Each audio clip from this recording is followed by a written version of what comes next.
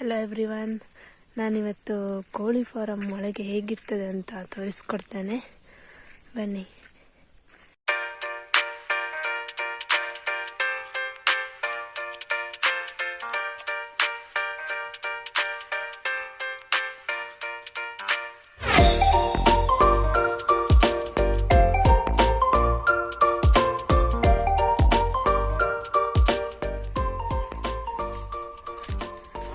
ಇದು ನೋಡಿ ನಮ್ಮ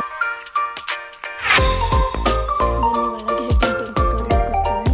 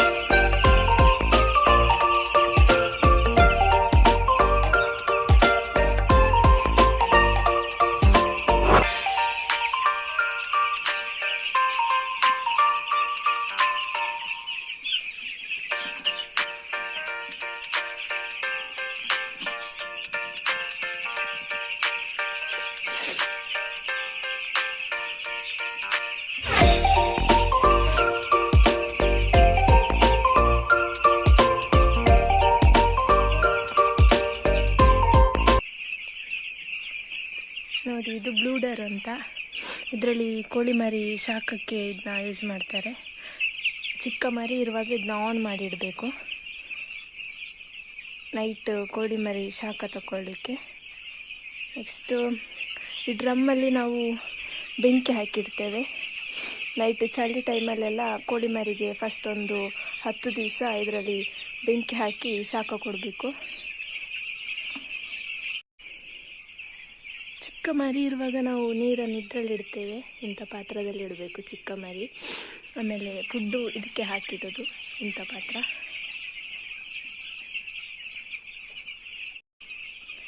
ನಿಮಗೊಂದು 2 ಸ್ಪೆಷಲ್ ಮರಿ ಅಂತ ತೋರಿಸ್ತೇನೆ. ನೋಡಿ, ಇದು ಸ್ವಲ್ಪ ಬ್ರೌನ್ ಕಲರ್. ಇದು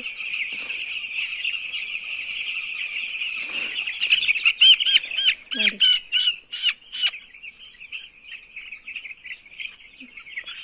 ಬ್ರೌನ್ ಕಲರ್ ಮರಿ. ಇನ್ನೊಂದಿದೆ,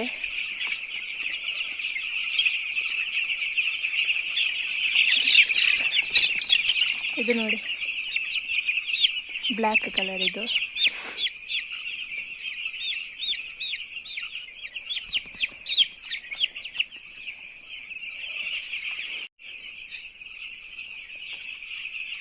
ಚಿಕ್ಕ ಮರಿ ಇರುವಾಗ ಮಾತ್ರ ನಾವು ಇದರಲ್ಲಿ ಮತ್ತೆ ಅದರಲ್ಲಿ ಇಡ್ತೇವೆ.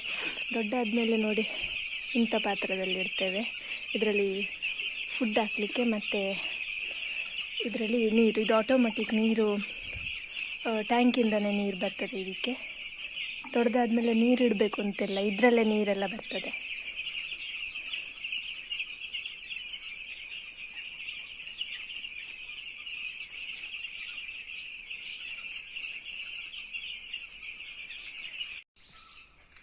ನೋಡಿ, ಆವಾಗಲೇ ಹೇಳಿದಾಗೆ ಇದರಲ್ಲೇ ಫುಡ್ ಮತ್ತು ನೀರು ಇದರಲ್ಲೇ ಬರ್ತದೆ, ಈ ಪಾತ್ರ ಇಡಲಿಕ್ಕೆ ದೊಡ್ಡಾದಮೇಲೆ. ಇದು ಇಲ್ಲಿ ಕಾಣ್ತಿರುವಂಥದ್ದು ನಾವು ಸ್ಟಾಕ್ ಮಾಡಿ ಇಟ್ಟಿದ್ದೇವೆ ಉಮ್ಮಿ.